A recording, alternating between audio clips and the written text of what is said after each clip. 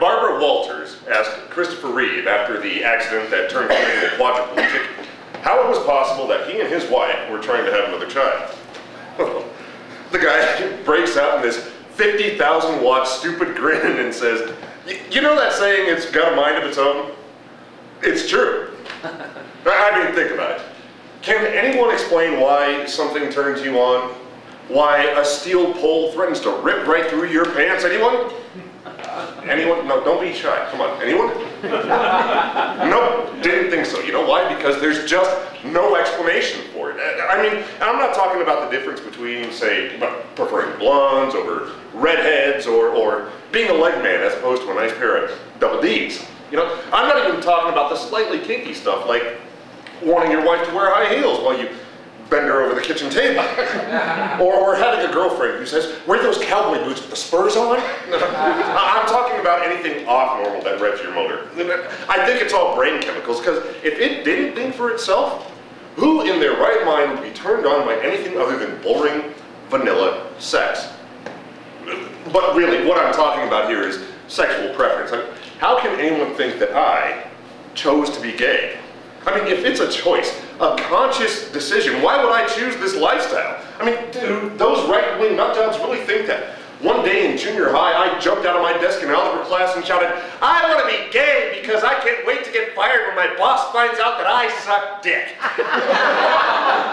You know, as a breeder, and yes, that's what we call you. If I were terminally ill, I wouldn't have to worry about who makes my medical decisions. I could have children, natural or adopted. You know, one complaint we hear all the time is that gay men are overly promiscuous. Bullshit. We're just men, and I don't care what man, married, single, gay, straight, isn't just trying to get laid. When you get home at night and you take out the garbage, or you do the dishes, or you offer to clean the bathroom, you're thinking, I'm getting lucky tonight, right? Bullshit, come on, right? Yeah. Man, is that your husband? Yes. Just between you and me, is he telling the truth? Okay, we'll talk later. You don't have to answer right now. Are there any gay people here in the audience? Hello. 1, 2, and a whistle, so I got a gay man and a gay bird. Let me ask you,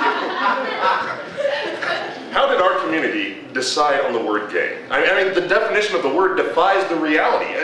As a people, we're considered second-class citizens. Tell me I'm wrong.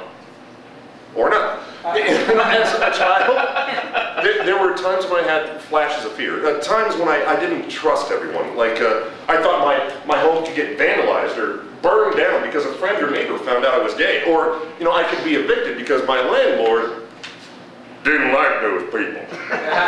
All it would have taken was to be living in the wrong neighborhood. I mean, why do you think I started dressing like this? No one would dare mess with me, let alone call me a faggot. How about this? How about these groups that claim they can train us straight? I